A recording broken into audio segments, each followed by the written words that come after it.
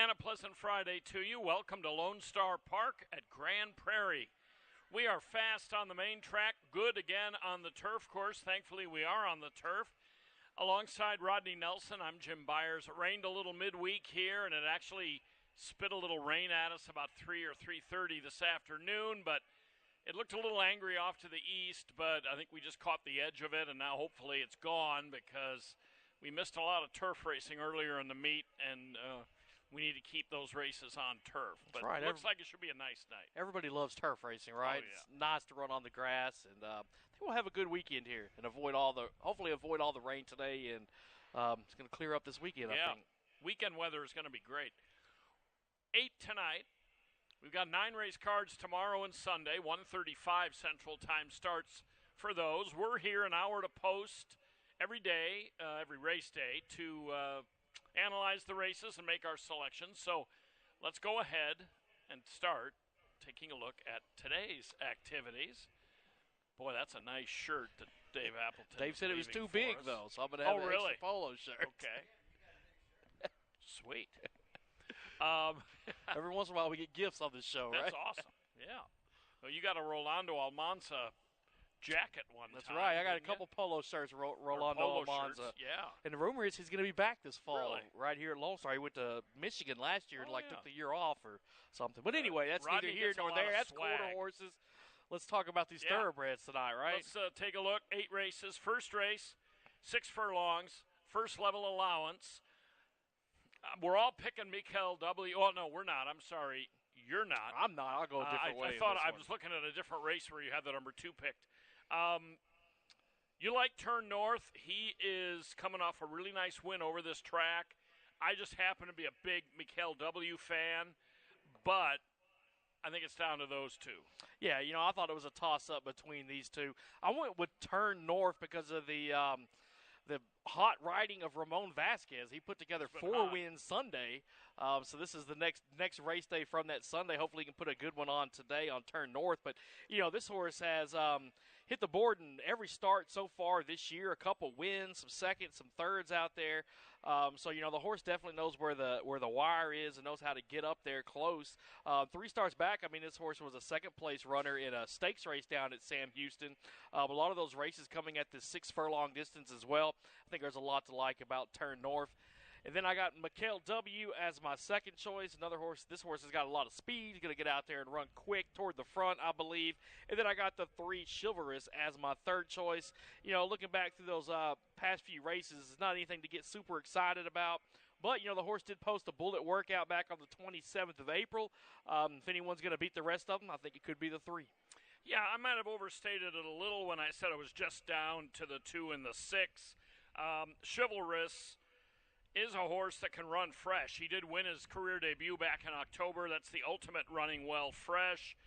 He's had a little bit of time off, couple of months, comes back, shortens up to a sprint, has enough speed to stay up in it. So, he's a guy that on the turn back to 6 furlongs certainly merits consideration. Turn North is dangerous because he's a 4-year-old. Mikel W. is a 3-year-old. And Turn North, like you mentioned, just always seems to put in a good effort. Loves this track, comes from a hot barn. But I'm going to go with Mikel W. I think he is an improving 3-year-old. He's fast, and I think he's got the best speed in here. Take Action has some speed as well. But I think Mikel W. drawn toward the inside. It's going to be come and catch him. He's committed, I think, to go to the lead. Last time out, Team Gormley beat him in the last few strides or 2 or 3 strides. Team Gormley's a really good veteran who got a perfect trip and utilized it to beat this guy last time, and he was well clear of Take Action, who ran 3rd in that race. So I really like Mikel W. Turn North is the very formidable 4-year-old, however. Race 2. Optional claimer. You can be in for $15,000, or you could have started for $10,000 or less this year or last. Fillies and mares on the turf, a mile and 1/16. There is a scratch out of here. Number 9, the main track only, Lil Town Sis. Yeah, I'm going to hop on the bandwagon of number 2 in open court here in race number 2. If you take a look, this horse has won 2 out of the last 3 races, including the most recent race was a win down at Sam Houston at the beginning of April. Won that race by a neck. You've seen this horse has been running at some different claiming prices. Was a winner at $35,000. Was a winner at $15,000. We're running $15,000 again tonight. I think that in open court, especially having running, if you look back, most of those races were route races. The horse was going around 2 turns. Going to do the same thing again tonight at a mile and a 16th. I'll take in open court as my top choice here. Over the 3, Cashmere Dancer. This horse was a winner 2 starts back. That came at the 1 mile distance, but it was on the grass at Sam Houston. In for the $15,000 tag that they won that race by a length and a half. And then I got number 1, Midnight Lady, as my third choice. 15-1 on the line for this horse. The last 2 races, this horse was in some sprint races. That was after taking some time off from August of 2024. Didn't get back to the racetrack until March of this year. Ran in a pretty salty allowance at Sam Houston. Finished 4th in that race. Followed that back up in a race here at Lone Star Park on the 20th of April. Wasn't too hot in that one, but I'm hoping to, this horse getting back on track, having some races under his belt so far, under her belt so far this year, is going to do this horse well. If you look at how this horse did at Assiniboia, picked off back-to-back stakes wins last year up in Canada.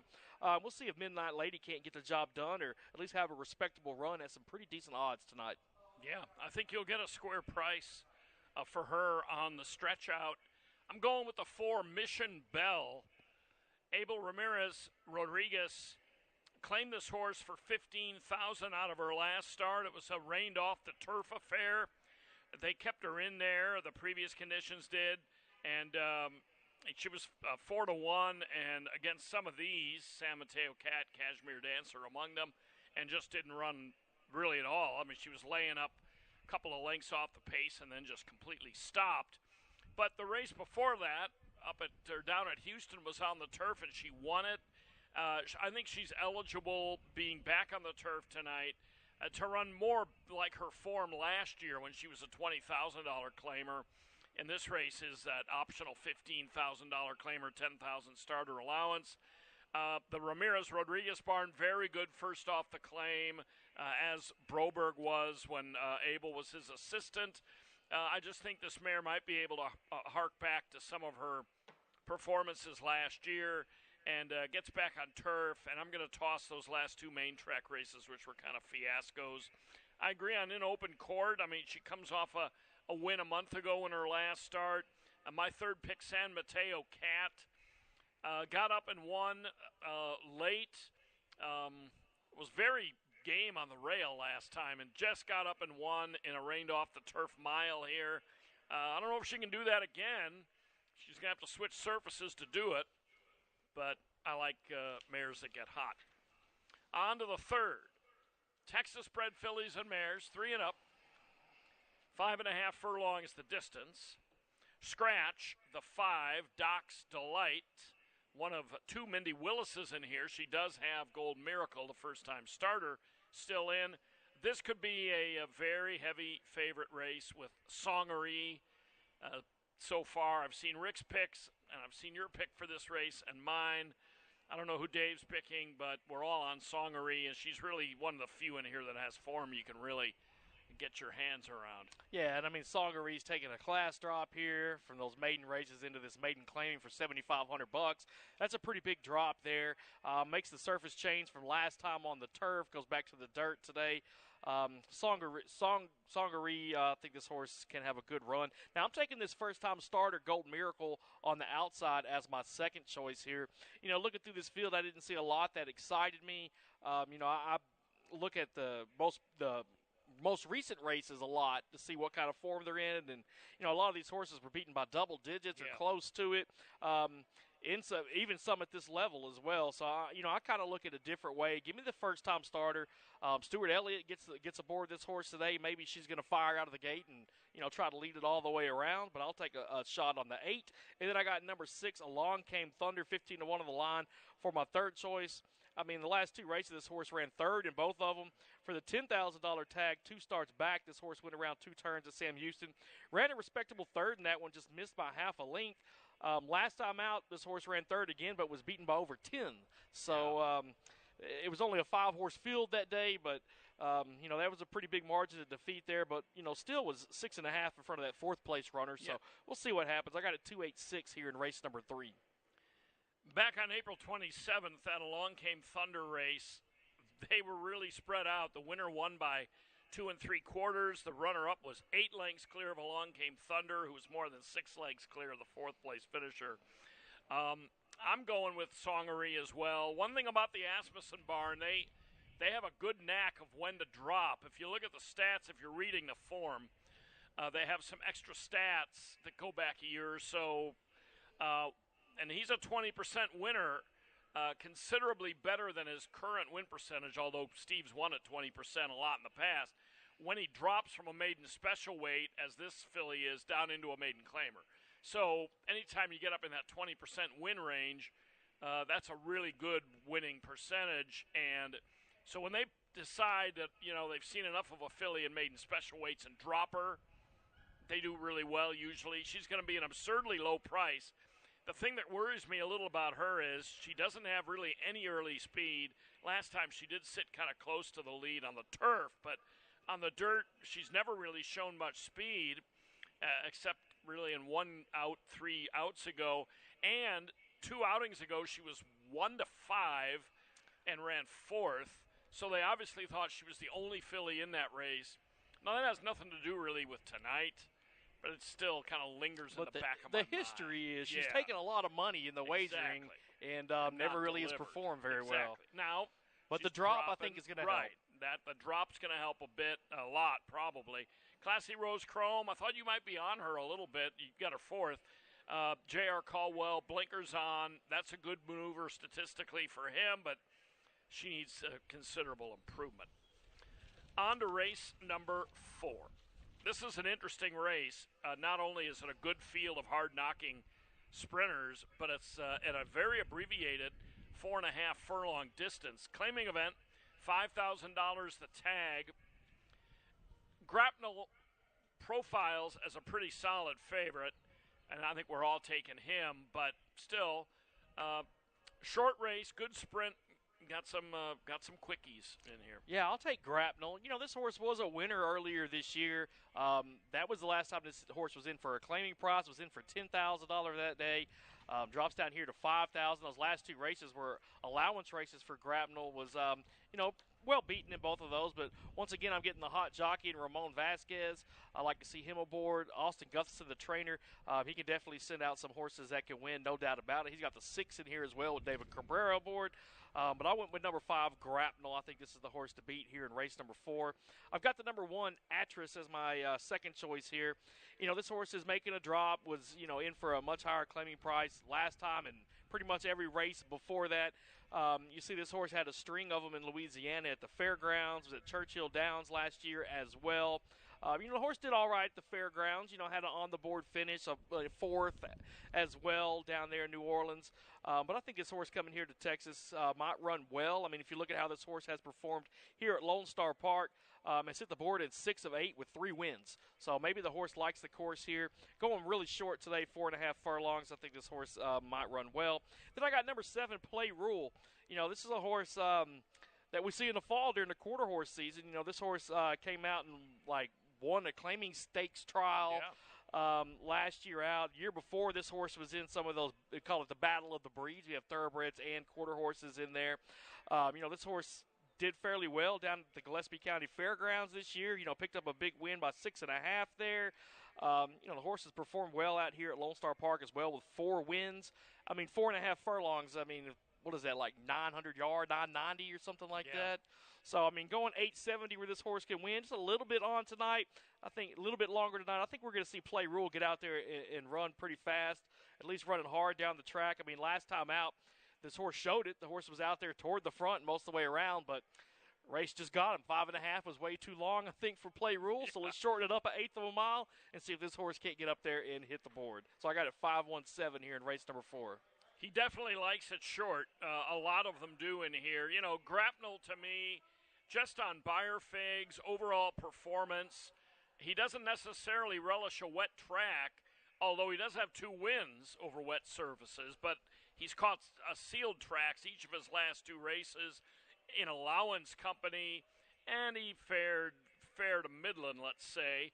But boy, you get him back on a dry track, back in claiming company like he is tonight. He's hard to beat to the front, but I think he's good enough in this group. He could probably sit second behind or off of somebody and still win it. So he's a stick out. I like Atras as well for second. I mean, this guy just last June was in the Grand Prairie Turf Sprint. Now, we ran up the track in that, but he was also just a shade under 8-1 last year in the Chamberlain Bridge when he became a really good turf sprinter. He's got talent. He hasn't really shown it of late, but in this $5,000 claiming spot, I think he could be interesting. On to race number 5. This race drew only older fillies and mares. 5/8 of a mile on the turf. Optional $20,000 claimer. You can also get in here if you started for $15,000 or less last year or this. No changes in this one. Yeah, I like number 1, Artistic Vision, in this spot. I mean, last time out, this horse was in a stakes race, ran second, missed by a neck in that one. This horse seems to hit the board a lot. If you look back to how this horse performed up in Oklahoma City at Remington Park last year, I mean, Artistic Vision wheeled off 5 wins in a row, including one of the Oklahoma Classic races. I think this is a pretty good horse. I'm excited to see this one tonight. It's won 50% on the turf out of 4 starts. Give me the 1 here for race number 5. I got the 4 as my second choice. This horse is a moneymaker. Check out how many times this horse has hit the board. Out of 23 lifetime starts, this horse has hit the board in 22 or 23 races. Is always up there toward the front. Iron Diego has ridden this horse 10 times in a row. I would say he's probably very familiar with this mare. This horse has some success on the grass, having won 4 of 13 races. I do like the 4 here. And then I got number 8, Day for the Gray, as my third choice here, 15-1 on the line. This horse was a third-place finisher last time out. Went 1 mile in that one, so I like that this horse is shortening up, is going to the turf as well. I like the surface switch. The horse has never been on the turf before, but obviously they wanted to run Day for the Gray last time on the turf, but was taken off onto the main track. So I'll give this horse a little bit of a look here in race number 5 at some big odds. I got it 148. Yeah, I'm on Artistic Vision's bandwagon as well. I couldn't find anybody that could beat her on paper in this race. Loves the sprint distance on the turf, likes the turf in general. Her race back in November at Remington, turf sprinting, would absolutely dwarf this field, or at least win this race. She comes out of a really nice race, race at Will Rogers on the dirt. She's an Oklahoma bred, and that was an Oklahoma bred race. She was only beaten a neck. She's one of those just always puts in a good effort. And, a lot of times we look for horses to be drawn maybe toward the outside a little in sprints, but on the turf, a super short race, or short race at least, it doesn't always hurt to be toward the inside just because you avoid the possibility of a really wide trip. So I think she's going to be really tough to beat. I'm with you on Bendeline. I mean, she's just she's always going to be there, it seems like. Let Freedom Bling is an interesting proposition as well. Has been through a few barns in the last year or so. She's the only one in, Let Freedom Bling, for a claiming tag for the $20,000 tag here. And if you look back to last year, and obviously it's not last year, but she showed a lot of speed on both turf and dirt. And ran against this bunch a lot. So she's one to keep an eye on it if you're fishing for horses with, better odds. Race number 6. Texas bred fillies and mares. This is a first level allowance. 6 furlongs on the dirt. Scratch number 5, Phylogeny Street, out of this race. That leaves a field of 6. This race is exclusively for Texas breds. And this one has a pretty heavy favorite as well, and she's Candified. I see you're trying to beat her, though, with an Asmussen. I'm going to try to beat her with Golly Holly. What I like about this horse, had the maiden breaking win last time out. That came at this 6 furlong distance. Had a good run in that one. Won that race by 4 1/4. And if you take a look back, this horse has run 5 races so far in her career. In 3 of those 5 races, this horse has had trouble at the start. Last time it said stumbled. You see hopped, off slow as well. So hopefully Golly Holly has got some things kind of figured out and can get out of the gate nice. I think if this horse can break well, I think we'll see this horse win the race. I got number 4, Midshipman's Lady, as my second choice here.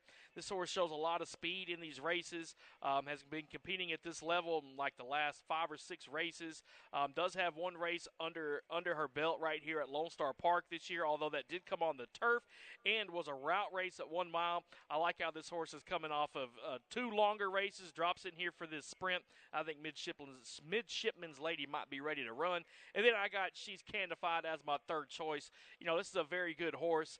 Has won 2 starts at this 6 furlong distance out of 4 outs. Knock on this horse, never has had a win out here at Lone Star Park. But She's Candified has definitely had a good year this year in her 4 starts. But I'm just going to go a different way and see if I can't make a little bit more money than on this favorite. She's going to be a really short price. I decided after trying to beat her that I just decided not to, get in my head and over handicap, and I just went ahead and picked her. Her form is really good of late. Diego obviously gets along with her well. The barn is solid. I went ahead and took her just not to belabor the point, and talk myself off of someone. But I do think there's some other contention in here, at least for the minor awards, if not for the win. Cranky Sheila, the 3, comes out of a really good race last time, a competitive buyer of 55. She was favored in that race, opened up a bit of a daylight lead and still held on, but I thought that was a really good race for her. And it was her first race since February, so she's second off a layoff in this particular case for George Bryant.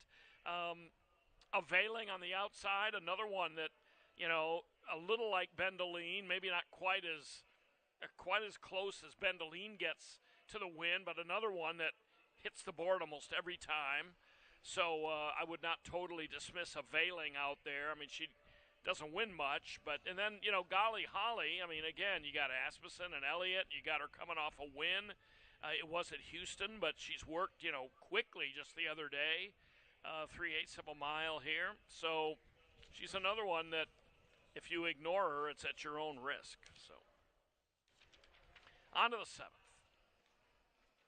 We got a couple of scratches out of here. The 7th race, a non-winners of 3 claimer, 1 mile. Scratched a 5 ace of clubs and scratched a 6 cab out of this one, and so that leaves a field of 6. Yeah, so I had both the 5 and the 6 earlier today, so this one kind of threw me for a loop here. I ended up on number 4, Brooklyn Alley Cat. That's going to be my top choice. Last time out, this horse ran for the $25,000 tag. Finished 5th in that one. Was in for 15 before that. This horse was in a couple of stakes races dating back to last year. Brooklyn Alley Cat was in the Springboard Mile last year, was in the Texas Turf Mile down at Sam Houston earlier this year. So the horse has been in some pretty decent races. Both those stakes were after back-to-back wins at Remington Park for Brooklyn Alley Cat. We'll see if this horse can't get the job done tonight in the 7th. I got number 1, Jim Ned, as my second choice, and then I have the 3, My Boy Bling, to round out the top 3 here for me in race 7. Brooklyn Alley Cat is interesting to me because I really think his form is pretty good. He's a 3-year-old taking on older. He has faced older horses in his last 3 races. They were all on the turf. He gets back to the dirt. He's 1 for 5 on dry, fast surfaces, so his record is basically the same, turf and dirt. He competed in, you mentioned the Springboard Mile. Yep. Last year, and he wasn't disgraced. He was 6th out of 12, beaten 9 lengths by Cole Battle. Half the field, right? Cole Battle was in the Derby, so. Yeah, and then he goes in the Texas Turf Mile in January, and he wasn't disgraced in that one either, beaten less than 10 lengths. And then he's 4th, 5th in Claiming Company. Now they drop him to 75. I don't think it's necessarily a red flag. I'm just not really sure why they would do that, unless they just maybe want to get his confidence, get a win under his belt, and and if they lose him, they lose him to the claiming box. But I don't really quite understand the big drop, but his form is pretty good, and he can handle a dirt. I think he's the best in here on paper, but Bally Rolling Tide is another one I'd keep an eye on. Austin Gustafson takes the blinkers off. That's a reasonably good percentage move for him. This horse is familiar with the level, won at this level back in January. Actually, it was a non-winners of 2, but it was a $7,500 claiming value, and just had a bad start last time out and just chased him around, had no chance. But since then has worked well, so I give him a look. Jim Ned, another one. I mean, he's a late runner. He'll be way back early on, so he has a chance to pick him up late. On we go to the 8th and final. Let's wrap it up here. The Jackpot Super High 5 starts anew as far as the carryover. Somebody hit it on Sunday. I believe it's been hit twice already. Yeah, twice so far this meet. We got a lot of pages in the PPs here, but a bunch of scratches. Scratch, now, did you get Interstellar out of there? I've got the 3. Scratch the 3, Interstellar. Scratch the 9, Johnny Appleseed, the 11, Cajun Eddie, the 12, Face Value, and the 13, Go Cats. So the field a little bit trimmed down, but still 8 of them going. And this is an optional claimer for $12,500 and a starter allowance, mile and a 16th on turf. Yeah, so I'm going to go with the horse on the inside, Temple, number 1 here. This horse was a winner last time out, won by a length and 3/4. That was down at the fairgrounds on their turf down there, going this same distance here. Was claimed last time out by End Zone Athletics. I believe that Abel's pretty good, probably off the claim. I don't have the stat. 27%. Yeah, I'd say that's pretty good right there. But, this horse has a couple wins. One of them was back in August, but the most recent race was a win. I think this horse could be ready to go on our turf tonight. I'm going to give a chance to the number 1, Temple. I got the 4, Seven Bridges Road as my second choice. This horse is coming in here off of back-to-back wins. Pretty big wins, too. Won by 9 1/4 and then 8 last time out. That came right here at Lone Star Park. This horse does have a win on the turf out of 16 starts, so I think this could be one to watch. And then number 2, Macho Grande. It's going to be my third choice here. Ran out here on opening weekend of our meet. Finished third in that race. Well, I think this horse is good enough to hopefully come in front of the rest here. I got it 1, 4, and 2 in the last race of the evening. I'm going to go with Seven Bridges Road. I was on him even before Interstellar scratched. I was not a huge fan of Interstellar today, only because in his March 8th race, he ran his eyeballs out and jumped up and ran a career best buyer, and I just don't tend to think horses are liable to repeat that sort of performance. Sometimes they get burned by that. Now, having said that, I'm going with a horse who's won 2 in a row, rompingly, Seven Bridges Road. Now, I'm not saying he's going to do that again. I don't think he has to, but I'm going with Seven Bridges Road because he's established a consistent form pattern. It wasn't so much of a one-off. He's run races like those before, although not quite that spectacular. The thing that worries me a little about Seven Bridges Road is I think he's a little bit of a dirt horse. I mean, his dirt record is better than his turf record, but he was running on turf at Tampa Bay and at Colonial and who knows where else. Prior to that, he was in a different part of the country, so it could be he was just running in some really difficult races in other parts of the country. He's a Florida bred. He once ran in, you can see if you have the form, he ran in the Turf Classic at Tampa Bay, which is a $100,000 stakes race. It was a good claim by Diodoro for $20,000 in November. Even though he might be a little bit more of a dirt guy, he's just so sharp, and he doesn't seem to have an aversion to the turf. He's just 1 for 16 on it. Temple is fascinating because you just look down his PPs. Back in 2022, now obviously that was 3 years ago, or pushing 3 years ago, he was a consistent Grade 1, Grade 2 marathon turf stakes horse. He won the Mac d'Armida, which used to be a pretty important race. It still is a Grade 2 at Gulfstream 3 years ago. He ran in the Turf Cup of Kentucky Downs. He ran in the Grade 2 Red Smith at Aqueduct. These are all marathon-type races. He doesn't marathon anymore, although he might if we run that mile and 15 or 13/16 race later in the meet. But he did win his last outing in January. He's coming off a little layoff. He's earned $766,000. There's a much left for him to do. If he does flash back, like Creative Minister did to some of his old class form, he could be gone in here. And by the way, Creative Minister, who won on the turf the other day, was a Broberg Abel Ramirez recent claim as well. So I'm going to go 4-1-7. Brother Reed is one that I generally use in the picks because I picked him last year when he got very hot on this turf course. And I don't think his previous race was necessarily his best effort. Made up a little ground late, but he fell too far back. So, interesting race to wrap things up. And got a few favorites picked today. We'll see how it goes. Sometimes Friday nights seem like they can be wacky. So. Yeah, it was some of these races were tough to pick for me tonight. So it's going to be a nice night of racing. Yeah. I mean, the weather's great. It is. Yeah, let's have a good one tonight. Stars play tonight, so hopefully we get a W there. 8:30 start, or 8 anymore. It's sometimes 8:50 before those games start. So that'll be a late one out in Denver, but not in Denver. Winnipeg. Winnipeg. Yeah, I'm sorry. The Thunder are playing in Denver.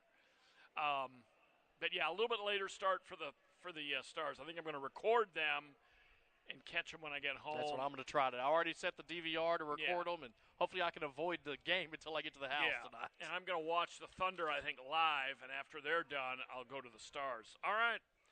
As you can see, we're fast and good. 31 minutes to post for the first. Good luck with your selections on this Friday, and thanks for joining us. In the event of an emergency, Lone Star Park is dedicated to ensuring the safety of our patrons. This video illustrates the proper evacuation protocol from all public locations in the Lone Star Park Grandstand facility. Depending on the nature of the emergency, directions may be altered. Please remain calm and follow the direction of Lone Star Park employees and security personnel. Patrons should never use elevators during an evacuation. Suite levels 5 and 6 have 3 stairwells that patrons should use to exit the building. 2 stairwells on either far end of the building and 1 next to the elevators. Look for the nearest exit sign, follow stairwell signage, and exit the building at track level. Silks Dining has 5 stairwells that patrons should use to exit the building. 2 stairwells on either far end of the building that are accessible through either the Jockey Club or Paddock Lounge, and 3 centrally located stairwells near the elevators, escalators, and buffet. Look for the nearest exit sign, follow stairwell signage, and exit the building at track level. Level 2 has 5 stairwells that patrons should use to exit the building. 2 on either far end of the building that are accessible through the Alishiba room and in front of the far west side bathrooms, and 3 centrally located stairwells near the elevators, mustards, and feed sack. Look for the nearest exit sign, follow stairwell signage, and exit the building at track level. The track level has 2 main exits on either side of the grandstand that patrons should use to exit the building. Near the west and east escalators. Follow signage and exit the building. Remember to always exit towards the paddock and never towards the track. If severe weather occurs and shelter in place is issued, all patrons will take shelter on the basement level.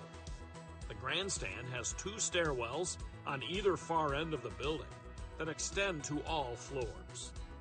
Calmly head towards whichever end of the building is closest to you. Look for an exit sign and walk down the stairs following all signage and security staff instructions to shelter in the basement level.